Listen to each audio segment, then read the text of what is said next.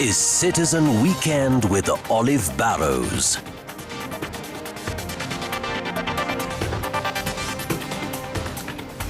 A very good evening to you. You're right on time for Citizen Weekend.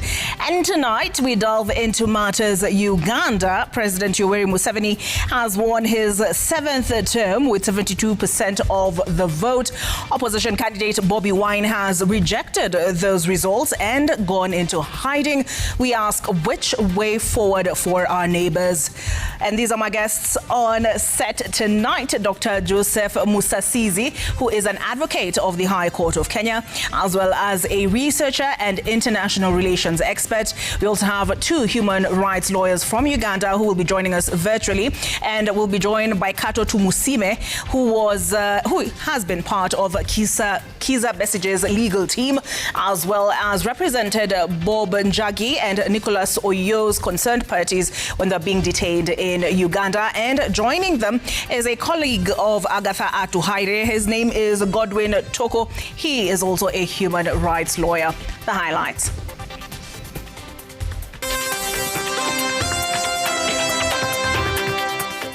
Wabro Capital 7, the duly elected president of the Republic of Uganda at the presidential elections held on the 15th day of January 2026. 40 years and counting.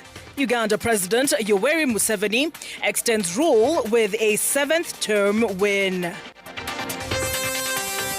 Wanataka 22,450 na school fee ni 25 na sijanunua chochote, vitu zenye pia inatakikana aende nazo shule. School fees and expenses challenges for more than 500,000 learners as government extends admission window by 3 days.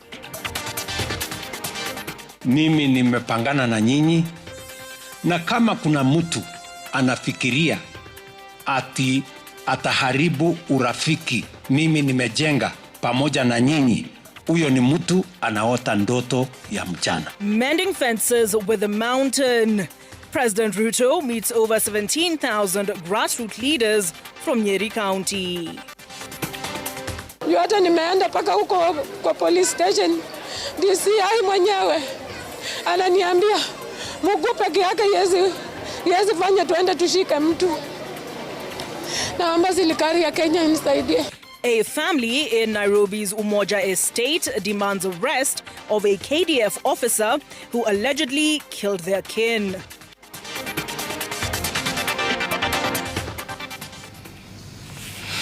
I'm joined by Yulan Zale as our sign language interpreter. We begin from Uganda, where President Yoweri Kaguta Museveni has been declared the winner of the presidential election in a landslide, extending his rule into a 5th decade with another 5-year term. The results announced this Saturday give the 81-year-old Museveni the opportunity to serve a 7th consecutive term. His main opponent, Bobi Wine, has disputed the outcome, alleging widespread fraud in the vote. With those details is Ben Kirui. The election results announced at a ceremony in Uganda's capital Kampala were largely anticipated. Veteran President Yoweri Kaguta Museveni had maintained a commanding lead in the vote cast on the 15th of this month, according to official tallies. The Ugandan Electoral Commission said Museveni secured just under 72% of the total votes cast, while his closest challenger, Bobi Wine, received 24%. The Commission hereby declares the elected president declares candidate Yoweri Museveni to Wabro Capital 7, the duly elected president of the Republic of Uganda at the presidential elections held on the 15th day of January 2026 for the next 5 years. Bobi Wine, a musician turned politician, has rejected the outcome, alleging the election was marred by widespread fraud. The vote was conducted amid a nationwide internet blackout imposed by the government, which authorities said was necessary to curb misinformation. We reject whatever is being declared by Mr. Ryabakama because those so-called results that they're declaring are fake and they don't in any way reflect what happened at the polling stations or what is at the declaration forms. Wainaina has also claimed he narrowly escaped a military raid at his home and has called on Ugandans to stage a peaceful protest to oppose the declared results. We are glad that there are protests and we encourage the people of Uganda to resist any rigging and to resist any effort of subduing their voice. Swear that I will be faithful. 81-year-old Museveni first rose to power in 1986 as a rebel leader and has since won 7 presidential elections. The electoral process was overshadowed by violence, with Wainaina alleging that at least 21 people have been killed across the country in recent days. The Ugandan government, however, has so far confirmed 7 deaths. Ben Kirui, Citizen TV, Nairobi. Now to Kenyan politics, and after a period of relative silence in the Mount Kenya region, President William Ruto appears to be resetting the narrative. His latest political move seems aimed at repairing ties and reaffirming his connection with the region's people, following a lull some critics interpreted as distancing from a key voting bloc. Speaking at Sagana State Lodge to UDA leaders and members from the area, the president defended his development record and insisted that no one will drive a wedge between him and the people of Mount Kenya. Melissa Oletenges on the beat. President William Ruto has returned to the Mount Kenya region after a prolonged absence, pushing back against claims that his influence in the area has weakened. Moriega. His political standing here was widely seen to have suffered following the fallout with former Deputy President Rigathi Gachagua. But at Sagana State Lodge in Nyeri County, considered the heart of political declarations in Mount Kenya, President Ruto met over 18,000 UDA leaders and party members. He reaffirmed his bond with the region and rallied support for his re-election bid. Mimi nimepangana na nyinyi, na kama kuna mtu anafikiria ati ataharibu urafiki mimi nimejenga pamoja na nyinyi, huyo ni mtu anaota ndoto ya mchana. Mimi siwachani na nyinyi, muanze kujipanga. President Ruto has faced growing political resistance in Mount Kenya, led by his former deputy Rigathi Gachagua, who accuses the president of neglecting the region's development. The head of state, however, urged residents to ignore political distractions and focus on unity and progress. Na mimi sio mtu ambaye nimeharibu nafasi yenu. Mimi sijaharibu kura zenu. Mimi sijaharibu nafasi mmenipatia. Yale mambo yote nimesema hapa mnaweza kudhibitisha. The Sagana State Lodge meeting was preceded by the disbursement of the Nyota Business Startup Capital to entrepreneurs in the region, a move seen as a calculated push to reclaim ground lost after the fallout with Rigathi Gachagua. Miradi tumefanya pamoja. Ati alafu ati mtu akuje hapo aseme Kasongo one time must go, ati ndio urafiki yetu iharibike. Hiyo ni kuota ndoto ya mchana. Mount Kenya leaders in attendance threw their weight behind the president, assuring him that his support base in the region remains solid. Hapa ni nyumbani, hapa ni kwako, na hapa tuko karibu, tumekukaribisha. Rais, yale mambo yamebaki Nyeri, ukikamilisha mimi nitasema 2 term. Watu wa mlima ndio hawa, wale ambao unaambiwa ya kwamba they are not supporting the government, sijui ni akina nani. UDA leaders vow that the party's influence will once again roar across Mount Kenya, as President Ruto emphasized renewed government strategies focused on development and inclusion in the region. Melita Oletenges, Citizen TV. Wiper Patriotic Front leader Kalonzo Musyoka is wooing the Orange Democratic Movement to join the united opposition, saying his political relationship with the party and the late Raila Odinga was built on strong ties, a shared vision and common values in the fight for democracy and inclusivity. Accompanied by his DAPK counterpart Eugene Wamalwa in Yatta, Kalonzo, who met a delegation from Murang'a County, urged ODM to consider that the first bite of the cherry should go to him, citing his long-standing political ties with the late Raila Odinga. Francis Mtalaki has more.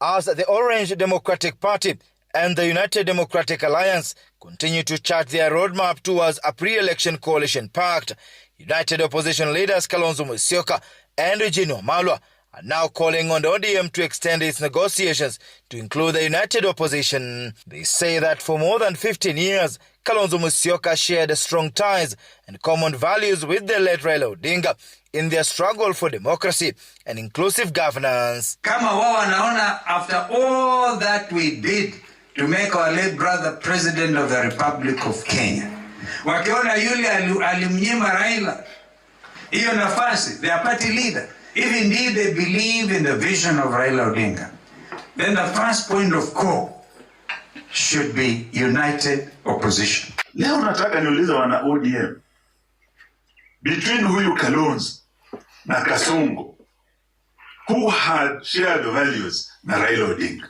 Kalonzo. Yes. Inakuwaje sasa hao waseme eti wanataka waache Kalonzo aliyekuwa na baba for 15 years? Eugene Wamalwa says that the Wiper Patriotic Front leader has contributed immensely to ODM vision and values, fighting for democracy and inclusivity for over 20 years. Azimio, tukiwa na Jubilee, tulishikana vyama karibu 22. Na tulishikana sababu we had a mission and we had a shared vision for this country. Na sababu ya hiyo, we have shared values, zile zinatuweka pamoja. There is something we fought for. Why we believed in Raila, we believed in Kalonzo, in Karua, we had shared values. Wale walikuwa wakiita Raila mtu wa vitendawili, mganga, mchawi. Hawa wana common vision kweli? Kwa hivyo they want to discuss. And the last time I checked, ingawaje DAP walikuwa wamepeana resolution na kutoka Azimio, Wiper Patriotic Front, we didn't do it. Yes. Because we knew kwamba tumekuwa na Raila miaka 15. The leaders who are meeting delegates from Murang'a County in Yatta have also urged the Mount Kenya region to remain united ahead of the 2027 general elections. Francis Mtalaki, Citizen TV. Meanwhile, ODM party leader Dr. Oburu Oginga says he will push for a hard bargain for the party in the pre-election negotiations with President William Ruto's UDA ahead of next year's general election. Oburu, who led the ODM party's Linda Ground delegates meeting in Busia County, also fired back at leaders opposing his leadership, saying he is not afraid of them as the party heads to a national delegates convention. Emmanuel To reports. The Linda Ground Delegates Convention in Malaba, Busia County on Saturday provided an opportunity for ODM party leader Dr. Oburu Oginga to feel the pulse of the party's strongholds months after the passing on of the late former Prime Minister Raila Odinga. The Siaya senator assured his supporters of a bigger cake in the post-2027 broad-based government as he leads the negotiations team for a political alliance between the country's two main parties. Nyinyi vile mnajua tuliingia kwa hii serikali kwa kuadirisha. Tutahakikisha ya kwamba we get the best as the biggest party in the country. Our party is the biggest party in the country and we cannot be given peanuts. We must get our fair share. To Linda Ground, ODM. Oburu turning his guns on the opposition within the ODM party, challenging those who are eyeing his seat to meet him at the party's National Delegates Convention. We are not going to be distracted by side shows. Wale ambao wanafanya side shows huko na huko, mimi ninawaomba warudi kwa chama, warudi kwa mainstream, warudi kwa wananchi. Basi mkinipatia support, mimi sitaogopa, nitaendelea mbele na nitaendelea bila uoga yoyote na tutaendelea kama chama. Tutafuata sheria zote ya chama. We shall obey all the rules of the party. Na mimi nasikia wengine wanasema party leader wetu ati ni mzee, wamjaribu. Wamfanye nini? Wamjaribu. Ndio wajue tuko na youth leader. Na tumeanza kuongea na wao, vijana wetu wale wote. Tunaketi na wao chini, huyo akiwa ni Sifuna wa kwanza. This comes as the team also drummed up support for the broad-based government, saying they were tired of being in the opposition cold. Sisi tujitayarishe kama chama na tuzungumze na wale like-minded parties. Tukianza na UDA, tuingie pale kama chama cha nguvu, tutafute ile kitu kubwa. Ng'ombe akichinjwa, lazima chama kikubwa itafute kitu nini kubwa. Ama nyinyi mnasemaje? Sisi tukiwa na William akienda kando tunamwambia wacha kwenda kando. Hivi ndio tunasimama sisi kama wana ODM. Mtu mwingine akicheza tunamwambia hapana, ukicheza hata sisi tutaweza amua kwamba maandamano yanze saa hii. Whatever mazungumzo sisi tutaenda. Hapa Busia tutaakilishwa na ODM. Police, usijaribu ukafikiria mambo ingine. The ODM Linda Ground Kakamega edition will be held tomorrow Sunday. Emmanuel Toh, Citizen TV. On to matters education, and the Ministry of Education has extended the reporting deadline for grade 10 students to January 21st, following a disappointing turnout, especially in extra-county and county schools. Many parents say they are struggling to raise funds to settle pending school fees and other expenses. But why is joining senior school becoming such an expensive undertaking? Laura Otieno reports on the rising cost of education and why some parents remain dissatisfied even after the extension. At Kasarani Obunga in Kisumu County, Winnie Adede sits lost in thought. This single mother of 3 faces a daunting challenge. Unable to raise nearly 70,000 shillings to pay for her daughter's term 1 fees and cover all the other expenses listed in the school's admission letter. 25. Her daughter, Hidel Akinyi, earned a hard-fought placement at Friends School Tigoi, an extra-county girls' boarding school in Vihiga County. A dream opportunity now clouded by financial struggle. Uniform kama wanataka 22,450 na school fee ni 25. Sasa ni kutafuta tu mjengo na mjengo ni ukienda ni 400. Si feel poa juu naona wenzangu wananiacha nyuma. In late 2025, Education CS Migos Ogamba revealed that school fees for all senior schools have been standardized, where C1 schools, formerly national schools, will charge an annual fee of 53,554 shillings. C2 schools, or extra county, on the other hand, will charge an annual fee of 45,554, while C3 schools are capped at 40,350 shillings per year. In C4 schools, mostly day schools, the government continues to cover tuition, contributing 22,440 shillings annually for each learner. Parents across all categories have to buy uniforms, books, personal effects, with other schools requesting for additional fees for some subjects. These cumulative costs weigh heavy, even as parents accuse the government of high-handedness. Wakati tulikuwa na minister kama yule aliyekuwa mwenda zake Magoa. Angeingia mpaka kule kichakani kujua ni shida gani ambayo wazazi wanapitia, ambaye kwa sahi hatuoni. Kazi yenye nafanya hata hiyo 80,000 nikiangalia hata nikipewa tu miaka moja sioni kama naweza pata.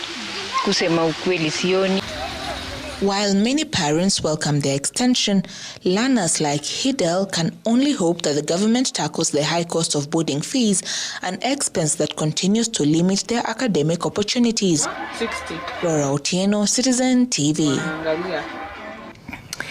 Despite the extension of admissions to senior school, many parents say time is not the issue, money is. Financial constraints have forced them to keep their children at home, even with the government's assurances. Citizen TV spoke to parents across the country to understand the reality on the ground, as you'll hear now from Crispin Otieno. From the country's capital to Transmara, Nyamira and countless rural areas, parents say the high cost of education is now the biggest barrier, preventing thousands of grade 10 students from reporting to school. We are in Lepolos village in Transmara, West Narok County to visit families that are still stranded with their children at home at a time when they're supposed to be in their respective schools to kickstart their grade 10 learning. Walk with me. Quite a number of them are saying it is because of financial crisis. This is the home of Tabitha Ledama. The scene here tells a painful story. Poverty threatens to shatter dreams of her daughter Faith Kakenya, who secured a place at Masai Girls High School in Narok County. Serikali imesongeza muda ya watoto kwenda shule mpaka next week Wednesday, lakini sina uwezo. Hata hiyo Wednesday sina uwezo, sina mali ya kutoa. Niko tu mimi ni aswara tu, niko tu. Wacha kaya tu nje mpaka Mungu amfungulie njia, amsaidie aende shule. Efforts to raise funds for school requirement have hit a dead end, with school fees emerging as the biggest hurdle standing between Faith and higher education. The situation is no different in the neighboring homestead of Celestine Tito. Every time she goes through the school fee structure with her daughter Vivian Sempeyo, their hopes fade, replaced by uncertainty and worry about the future. Sasa kwa school fees ya hii mtoto wangu kwa mwaka ni 41,000. Na hata sina shilingi yani ya kuanzia sina, niko na 4,000. Sijafanya shopping, sijafanya chochote. 70 kilometers away in Nyamira County, Margaret Atuti remains stuck at home. Her dream of joining St. Charles Luanga High School hangs in the balance. Her mother says that as a sugarcane vendor, she cannot raise the 45,000 shillings required for school fees. Huyu mtoto anafikira mbasa kusoma na apate kazi ndio anayeenda kusaidia wengine. Hiyo ndio naonanga ndoto yake ya huyu mtoto ambaye uko naye, kwa sababu tangu aitwe hiyo shule hakuna kulala, watu analia kila siku. The situation is no better in Nairobi. Gladys Kwamboka, a resident of Kayole Tushauriane Corner and a mother of 4, is stranded with her 15-year-old son, who is yet to join a national school. Working as a laborer at a construction site for a meager daily wage, she faces a bleak and uncertain future. Na ni ombi langu mtoto wangu akaweze kuingia shule, manake amepita zaidi. Akaitwa shule mzuri national school ambaye mimi sijiwezi. Kazi yangu ni kufulia watu manguo, kuhangaika kufanya mchengo. Hata saa hizi nimetolewa kwa mchengo, ndio nimetoka. Hata chakula kwa nyumba kupata ni shida. Nimepitia changamoto sana kubwa. Kama ilikuwa tufungue shule wiki iliyopita, lakini bado hatujafungua kwa sababu mamangu ana pesa ya kunilipia shule. As the government grapples with the transition to grade 10, education stakeholders warn that if the situation persists, thousands of students from poor backgrounds could be forced to drop out of school entirely.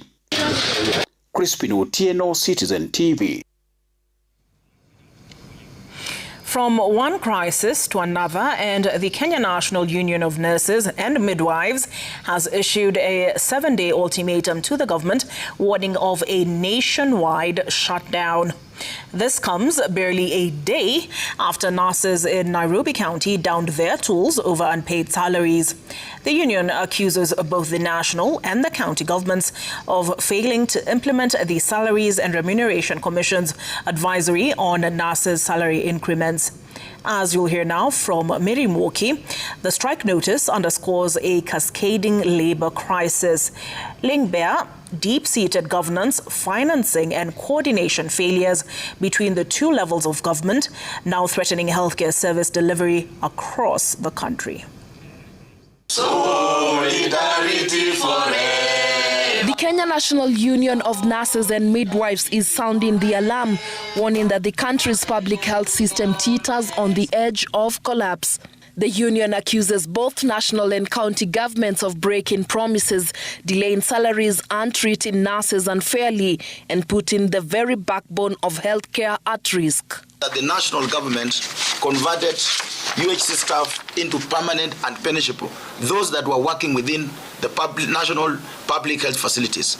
But those who are working at the county government have not been converted into permanent and pensionable. Despite their indispensable role in safeguarding the public health, nurses continue to face blatant discrimination, neglected agreements, and inequitable treatment. At the heart of the dispute are nurses hired under the UHC program. The union says thousands remain on temporary contracts, with some going unpaid for over 7 months despite promises of permanent pensionable employment. They further claim that funds meant to secure their transition were left out of the upcoming national budget. And therefore you are saying within 7 days, we want to see CBS a serious engagement by the county government to have one uniform collective bargaining agreement that shall apply to all public healthcare nurses within the public sector. Nurses are accusing county governments of ignoring revised pay structures issued by the Salaries and Remuneration Commission, withholding risk allowances, delaying promotions, and refusing to finalize collective bargaining agreements, some of which have been pending since 2017. That failure to address the grievances and provide clear roadmap for implementation within 7 days will prompt the union to escalate the matter and engage the nurses for a nationwide industrial action. So if these issues are not resolved within 7 days, we will engage our members across the country with a view of going for a nationwide industrial action for these issues to be resolved. The strike notice comes just a day after nurses in Nairobi County downed their tools over unpaid salaries, joining other healthcare workers already on strike over similar grievances. Across the country, clinical officers are also on strike, leaving many public hospitals operating with skeletal staff. The union has now issued a 7-day ultimatum, warning that without a clear roadmap for implementation, the nation could face a full-scale nurses' strike. Mary Mwoki, Citizen TV. Did you see the poster in one of the pictures there that had the writing, "Let Nyota shine on us too"? All right, the next story may be hard to hear. A family in Nairobi's Umoja One estate is demanding for the arrest of a military officer linked to the death of their kin, Alfie Migasha. The family alleges that Alfie was attacked and severely beaten by a military officer. They accuse the police of failing to take action against the suspect, even after Alfie later succumbed to his injuries. However, police at Buruburu Police Station say the next course of action will be determined after an autopsy is conducted. Franklin Wala reports.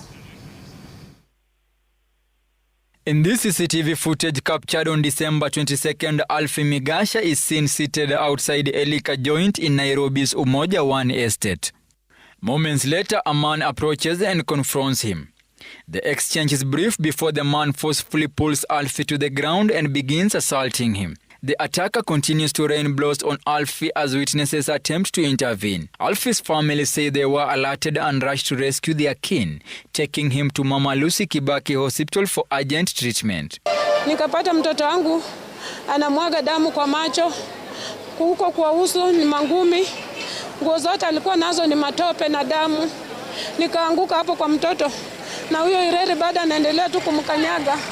anaendelea tu kumpiga mateke, mimi nikalalia mtoto. Doctors confirmed he had sustained serious injuries, including fractured ribs, a broken leg and chest injuries. He was placed on medication as the family reported the incident to Buruburu Police Station. DCIO Buruburu Police Station Simon Kirui confirmed the suspect is a military officer, assuring the family they were on the case awaiting an autopsy exercise to determine the cause of death. This will be part of the investigation. Later, the family identified the attacker as Nicholas Njue Ireri, the proprietor of the entertainment joint, and is also accused of issuing threats to the family after the attack. Hata nimeenda paka huko kwa police station, DCI mwenyewe ananiambia mguu peke yake yezi fanya tuende tushike mtu. Naomba serikali ya Kenya inisaidie. Naomba Citizen inisaidie. Naomba DCI inisaidie. As fate will have it, Alfie later succumbed to injuries sustained during the beating. His family, now grief-stricken, says it has been left devastated by the loss. Sasa ile tulifika Mama Lucy, daktari akasema wacha tulete kitanda. Vile walimchukua akampush kwa kitanda, wakaniingiza kwa room na yeye, wakaniambia mama, it is too late, your son has gone. The family has sought the help of DCI Director Mohamed Amin, who has since confirmed receiving the complaint. The DCI Director calls on the public to be reporting their cases using the Fichua Kwa DCI hotline whenever they face challenges from investigators pursuing their cases. It is at this joint in Nairobi's Umoja Estate where Alfie Migasha was assaulted by a person well known in this area and sustained injuries that allegedly led to his death. The family is now demanding for the arrest of the culprit. Franklin Wala, Citizen TV, from Umoja, Nairobi. From that moving report, a mother steers there, we head on to a break. But when we come back, we get into the conversation on Uganda, so you definitely want to stay tuned.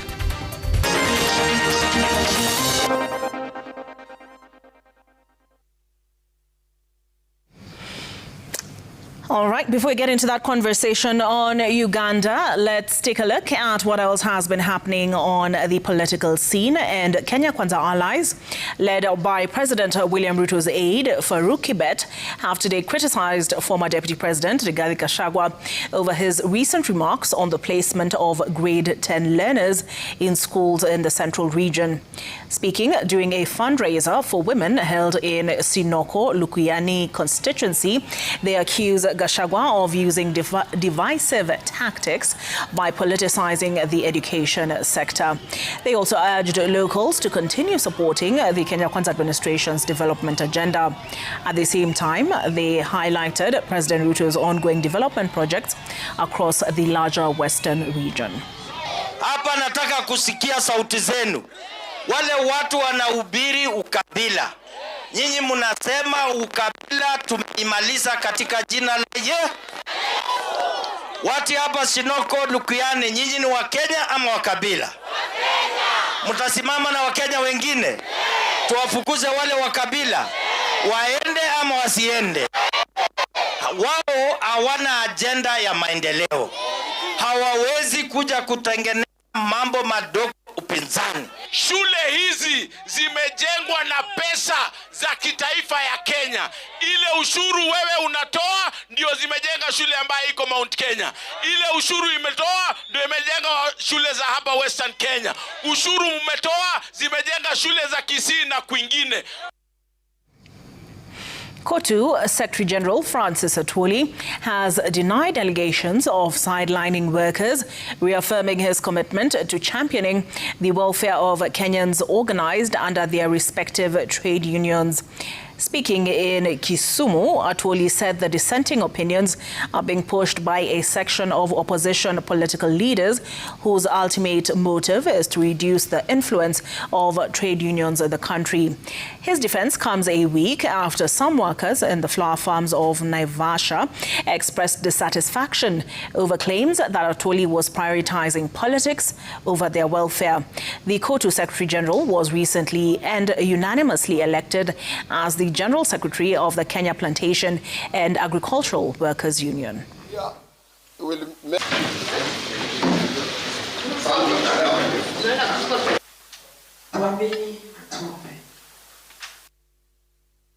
I cannot see anybody who can coordinate from the coast to west.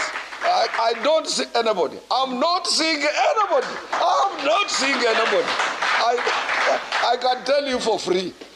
And if you have hate, please put your hate aside and work on strategies and facts. Because some people would hate you, like me. People would hate, just say, if you see what they write on it now, because of hate and envy. But when you ask them, go to workers and ask them whether Atuoli should exit, they can't. Whenever they go, even in the hotels, workers will tell you, we still need Francis Atuoli. Workers will tell you, we still need Francis Atuoli. Workers will tell you. All right, thank you for staying with us, because it's about time we get into that conversation I promised, and that is Uganda.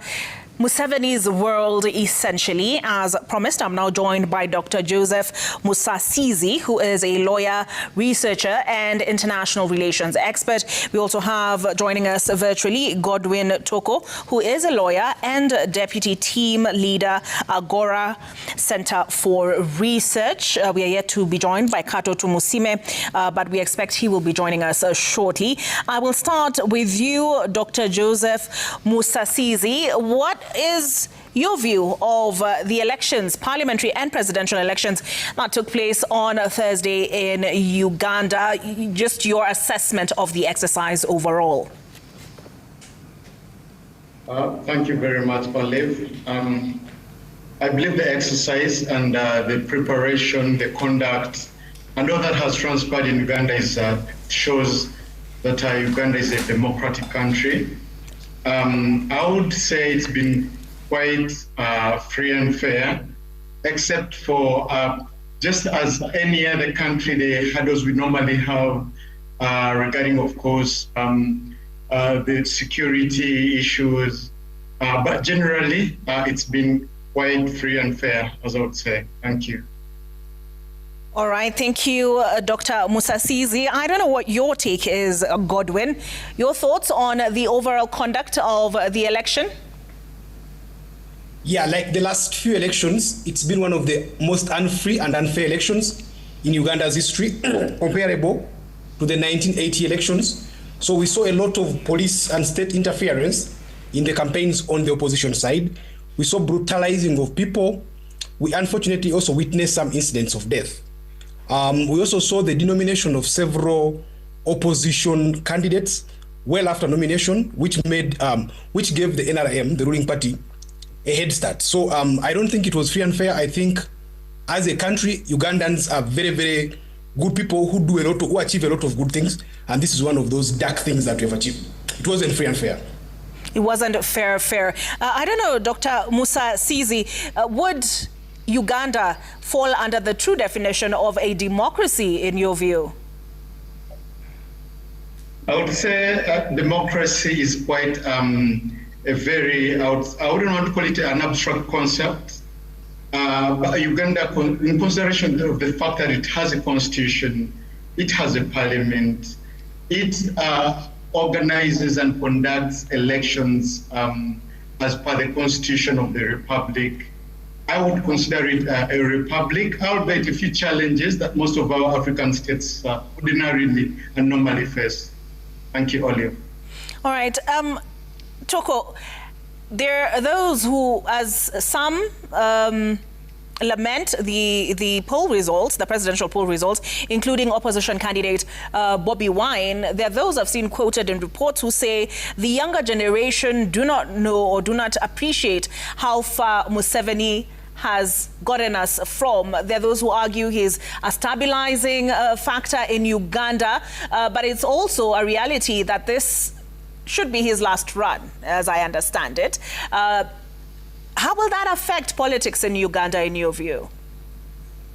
Yeah, it goes without saying that Uganda was in the abyss in the 70s, in the 80s, and even for much of the 60s.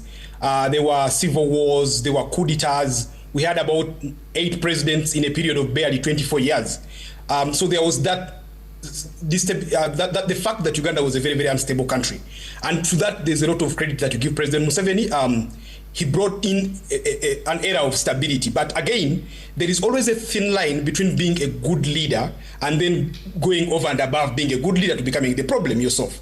So I think what we've seen is that even the best dancer, to use the common phrase that people say in Uganda, even the best dancer leaves the stage. So I think at the end of the day for President Museveni now, the challenge has become that the longer he stays, the more elections are disputed. I have just seen statistics showing that even the voter apathy has greatly increased. I think in the 1996 election, it was about 76% of Ugandans who voted. In this last election, the one of whose results have just been announced, it's been about 52%. So the apathy has been coming down. The percentage has been going down, meaning the apathy has been increasing. There's been more and more cases of brutality and violence through the elections. If you compare this to, say, the 1996 election, which seemed much freer, much fairer, and Museveni got a percentage of, I think, about 76% in that particular election.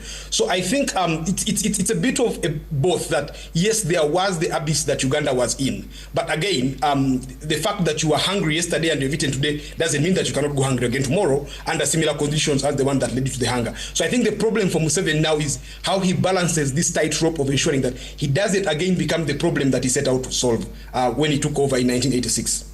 All right, I'll come to you now, Dr. Musasizi. Toko has talked about voter apathy. Was it a given in you? What do you think that was about? Because the turnout, at least that we witnessed in the pictures that were able to come out of the country, because as you're aware, there was an internet shutdown, showed, voters trickling in.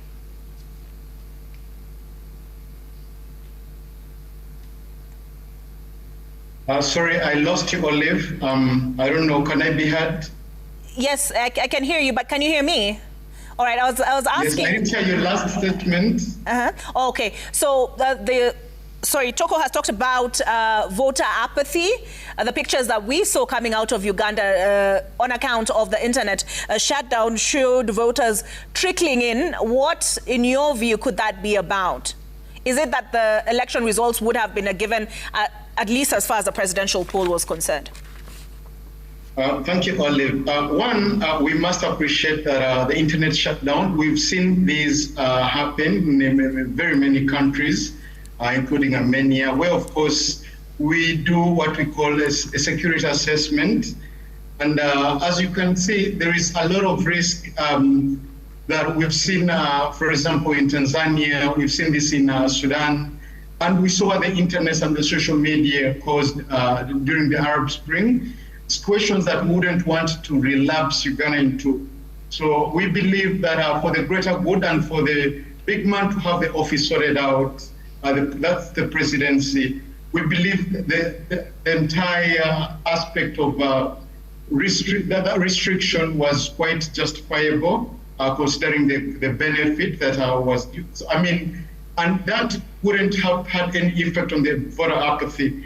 I believe votes which are still actually being, we are doing the final tallying of all the other, the remaining polling stations. But we've not had voter apathy as the opposition would allege. And as as probably Godwin states, we've had people coming out to vote. We've had a lot of rallying for people to register. And I believe at the end of it all, by the time we get the final results that will be certified, we should say that the election has indeed been free and fair, and that everyone who has been registered to vote has been able to exercise their mandate under the Constitution. Thank you. All right. Toko, what do you make of the decision to shut down the internet prior to the poll? Yeah, just to first put this clear that yes, there's a clear case of voter apathy. We've seen that the votes that have been cast make about over 80% of the votes, and the final tally came to about 11 million out of 21 million registered voters. So no matter what happens, unless again there is a clear case of rigging, we are going to see that the statistics of the apathy that has been confirmed, so there's no discussion about that, unless you are going to dispute the Electoral Commission's figures. However, about the internet, I think the internet is a necessary evil, if you look at it from the side of it being evil. Sometimes there are bad things that happen over the internet, but that doesn't make the internet a bad thing. It's the discussion about anything, literally, people drown in water. But again, we can't live without water. So I think how the internet affects the election, one, is that it makes it extremely hard to monitor the exercise. So that takes away some credibility from the exercise at the end of the day. And you know, it's always disturbs me when Africans pick some random example of a failed place and say, it's also done here, so we can do it here. It just kind of like, can't we as Africans organize an election and then say that it's going to be free and fair?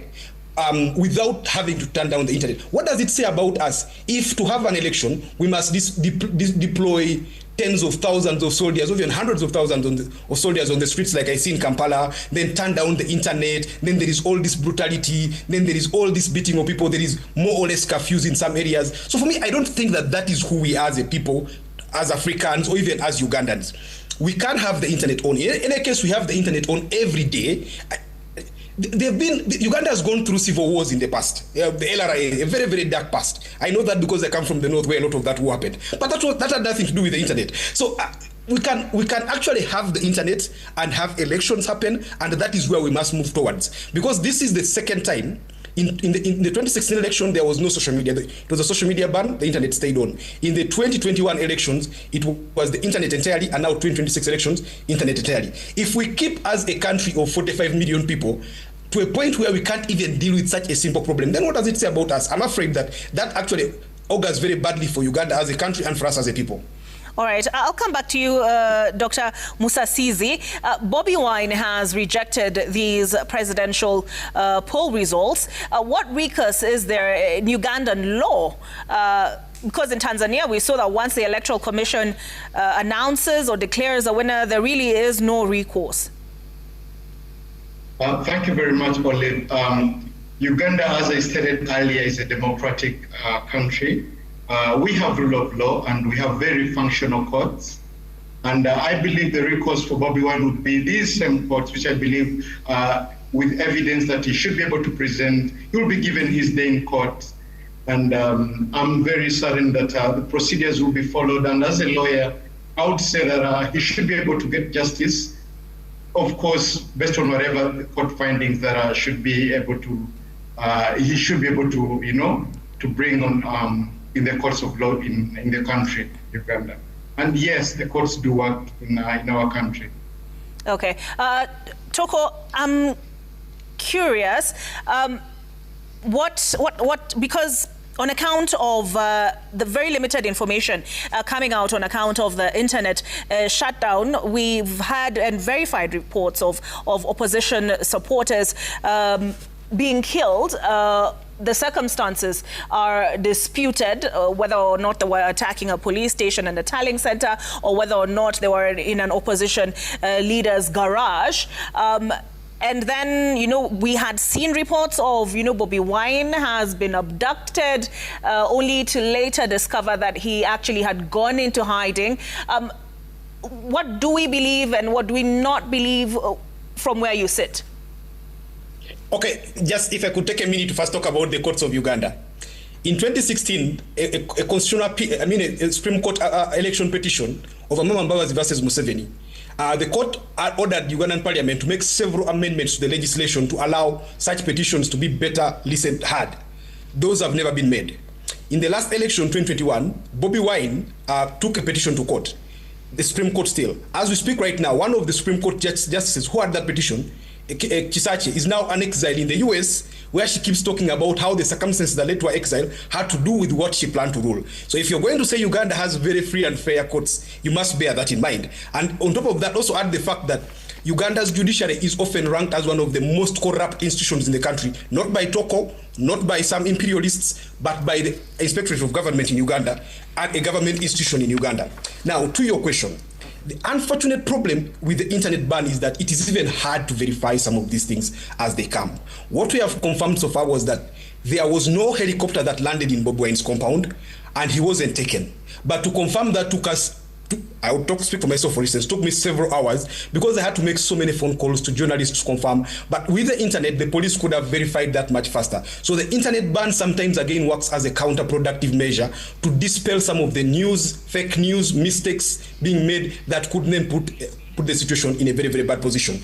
However, about the killings, there have been some very, very disturbing situations. One, there's a district just north of Kampala called Luweero, where Museveni fought much of his guerrilla war for the historical context, where there was a polling station, I think it is in a school, according to the police's statement, where people tried to access the polling station as the voting was being done.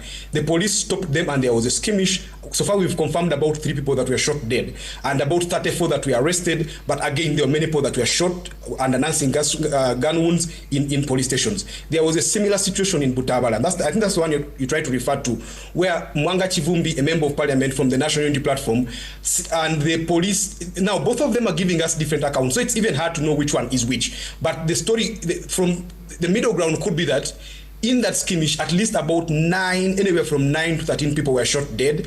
From the photos I have seen that are verified from NTV in Uganda, show that the shooting happened in the compound of Mwanga Chivumbi. Now, it is against logic, even in war, that you don't shoot, in the law of war is that you don't shoot unarmed people, even get soldiers who have surrendered. But this shooting, from what we have so far, and this could change subject to more information coming with the internet, was that the shooting happened in a compound, and there are photos to show that the gate had bullet holes, some of the doors had bullet holes. Now that would be very, very regrettable. Again, there was another incident, I think in Rubaga is a suburb in Kampala, where people were shot dead. So these all collectively, and I'm not saying that people don't, it could be that these people probably, there was a situation where the police had to use force, probably, but then again, it's hard to verify without the internet, and that becomes a very, very problematic thing to say. All right. Yes, go ahead, Dr. Musasizi. Thank you. Just to add something to what Godwin, I mean, he himself has come out to say these are very unfounded rumors, and we don't have any. These are unfounded rumors. What specifically? What specifically? The dates. We are talking about the dates. No. Those are not unfounded rumors. They are confirmed. Even the police does confirm those figures. The police account confirms those dates. We have, yes, I would say that, yes, the police might allege that some of these dates have happened. No, the police confirms. The police can't allege. What I would say here is that with the internet, had it been on, this would have been worse because of the incitement that was already ongoing, because of the mobilization that the opposition was trying to put in place for the same. So we should credit at sometimes the government for some of these restrictions that they come up with for the greater good. That would be my opinion. Are you disputing the police account, Dr. Musasizi, with regard to the 7? I'm disputing the circumstances of the deaths. Yes, people died. That's a fact. But the circumstances and the reasons of what could have led to their deaths. And just for clarity, the account I gave is also the police account of the circumstances. So the police, I gave the police figures, and I also gave the circumstances the police say led to the death. All right. So you can't eat your cake and have it. You either have to dispute everything or not dispute them. All right. Thank you very much, gentlemen. Unfortunately, I will have to press pause on the conversation, but I hope to engage you as the situation develops, as the information ban lifts, and the internet ban, that is, lifts. And, one of the things I'm looking to hear moving forward is, how will this shape Uganda's politics moving forward? Because I've had a lot of talk of succession politics. We've had with us, joining us virtually, Dr. Joseph Musasizi, who is a lawyer and advocate of the High Court of Kenya, as well as a researcher and international relations expert. We've also had Godwin Toko, who is also a lawyer and deputy team leader, Agora Center for Research. Gentlemen, thank you for your contributions this evening. Sorry for the time restrictions, but it is a conversation that we will continue to have moving forward. All right, we take a break.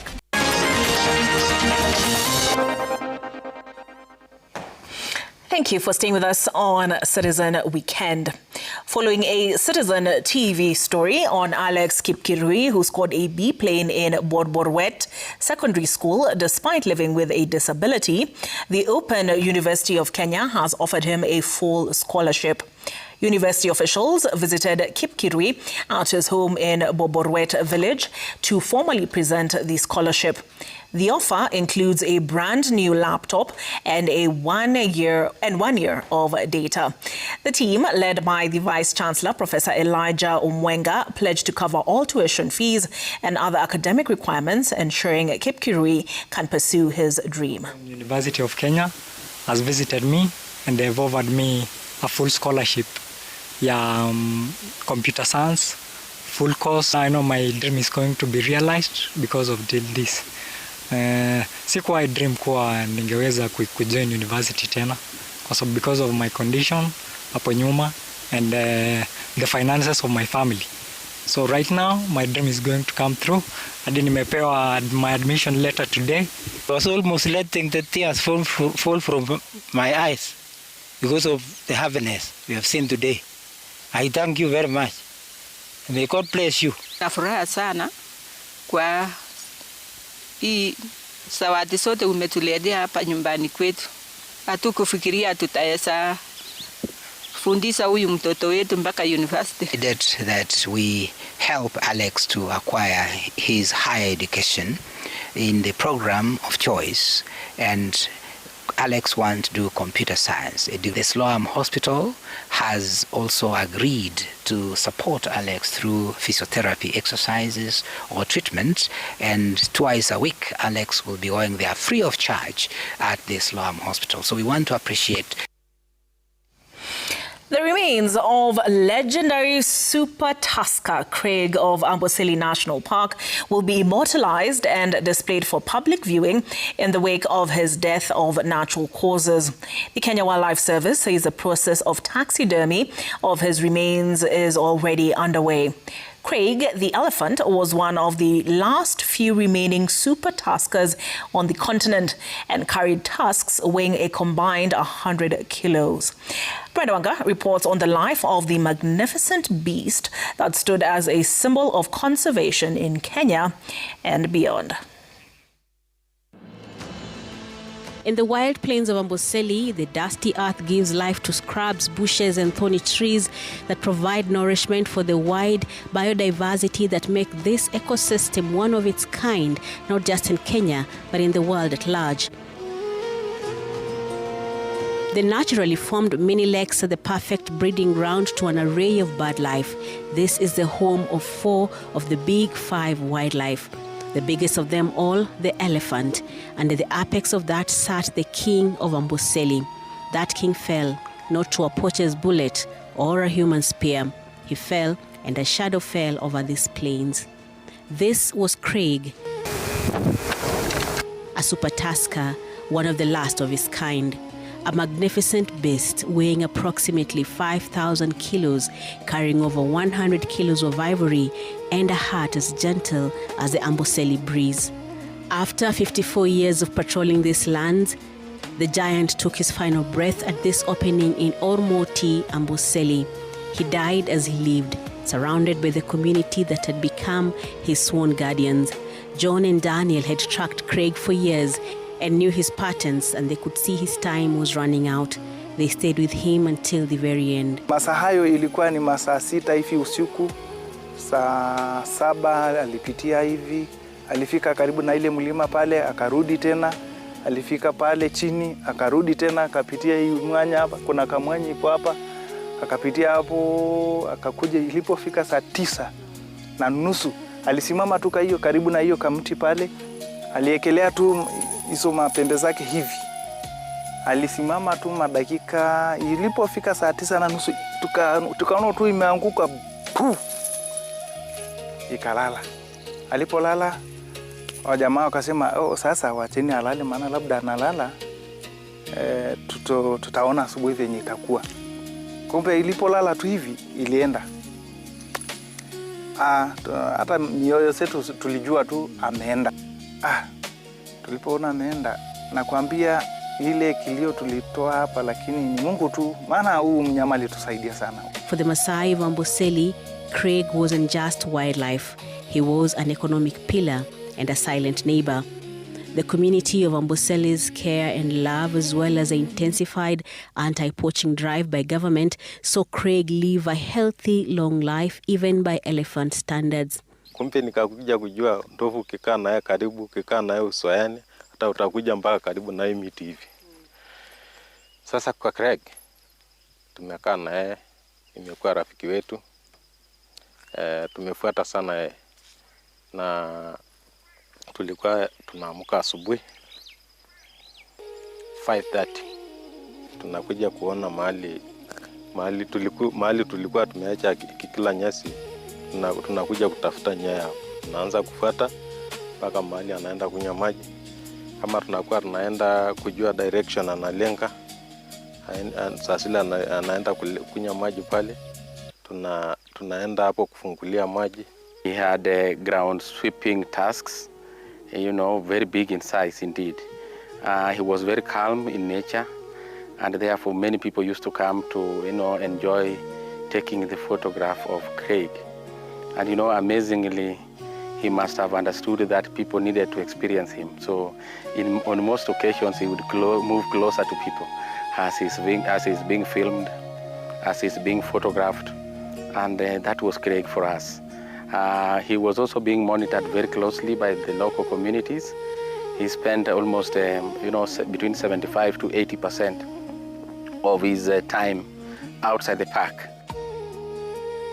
For those people who interacted with Craig, they were struck by his charisma, his intelligence, and the impressive long tasks. And he was loved by the community and also the conservationists. And Craig, home range was known. He used to utilize Amboseli National Park, the local conservancies, Kimana Sanctuary, parts of Kuku Group Ranch and Kimana Group Ranch. His impact went beyond the local Maasai community that shared this land with him. He was a key attraction in the Amboseli tourism circuit. For Eric, a conservationist, honorary KWS ranger, and camp operator, this is a multifaceted loss. Craig was a very humble elephant. He trained many males and even as human beings. Elephants are known by other people that they are dangerous animals, but to us, the other way around. While Craig may be gone, the legacy he left behind continues.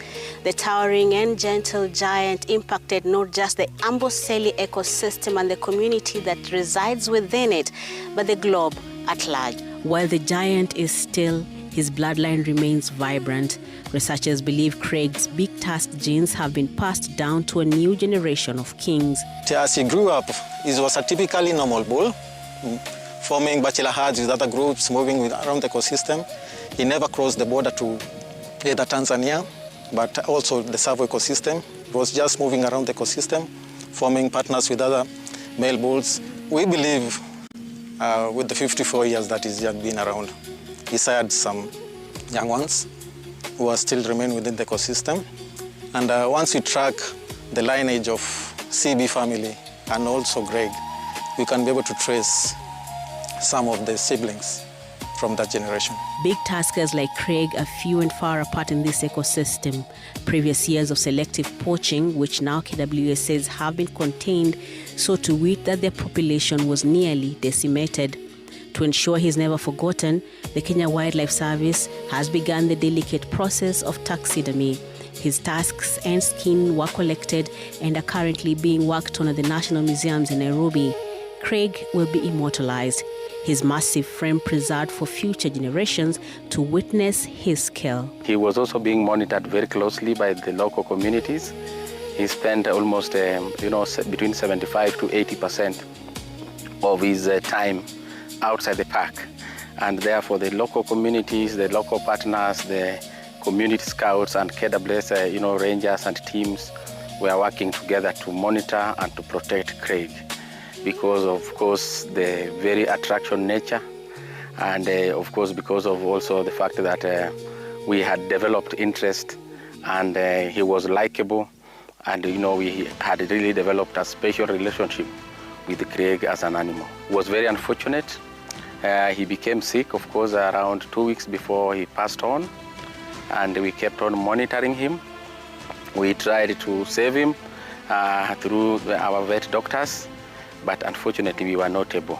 So he succumbed at the age of 54, and we are happy that he died on the hands of the guardians. And we're also happy that he died a natural death. So I think that is what I want to tell the world. And Craig's story has also proved that it is possible to take care of this iconic wildlife species, and that wildlife and man can interact very closely and peacefully once they respect each other and obey each other's space. As a taxidermist worked to preserve his physical form, the spirit of the gentle giant remains etched in the soil of Amboseli. They say elephants never forget. And after half a century of roaming these plains, it is clear that Amboseli will not be forgetting Craig anytime soon. He leaves behind a gene for future kings and a world that is only beginning to realize the power of a standing giant, as well as the impact of collaborations between the authorities and the communities in efforts to conserve such for future posterity. Brenda Wanga, Citizen TV in Amboseli, the home of the elephants.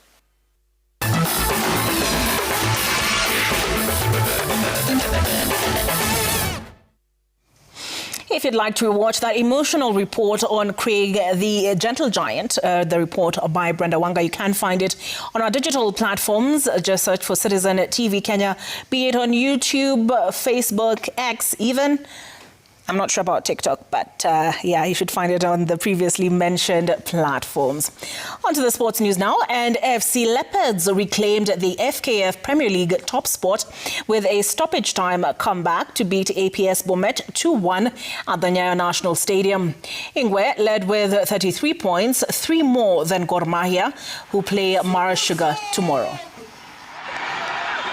Victor Muneo Chami anakokota mali uzuri. Victor ameachia pembeni kwake the bully Christopher Koloti.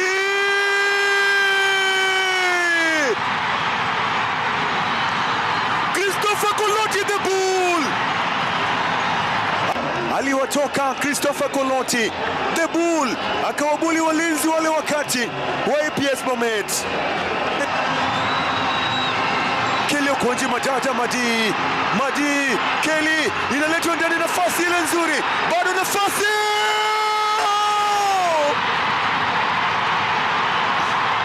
Football bloody Poglu wamerudi.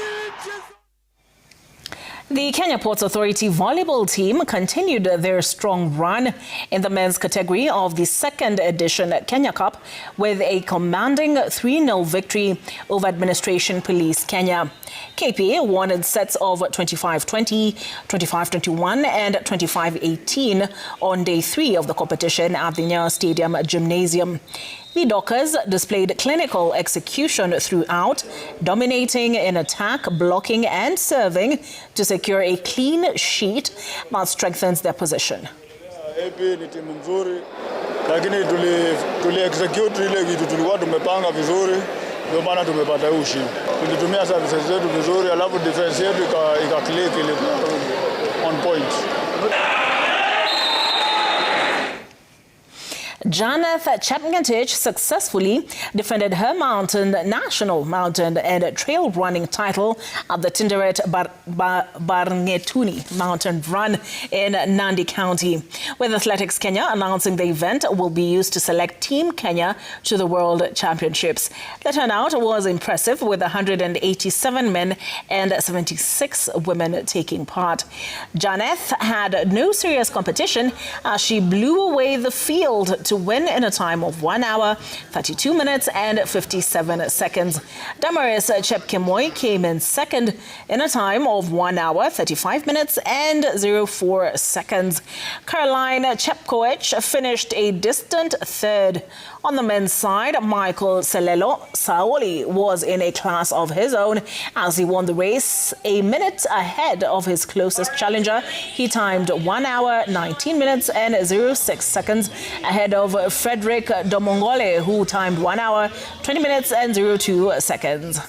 Sikuwa natarajia kushinda, bali nilijikuta niliweza kuwa mshindi na nimefurahia kabisa. Hali ya hewa ilikuwa sawa, mbio ilikuwa sawa, haikuwa na changamoto yoyote.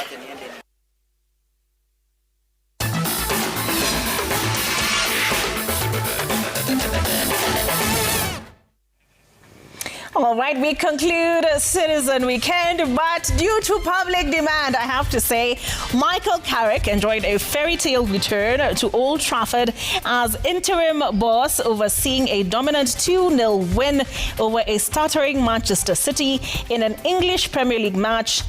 This afternoon, that so many in this building, among their number, Pamela Sigi, ME English, Citizen TV, shouting very loudly. That's it for Citizen Weekend. I've been your host, Olive Burrows. A sign language interpreter has been Yulan Zale. Coming up is Diaspora Connect with none other than Neville. Stay tuned.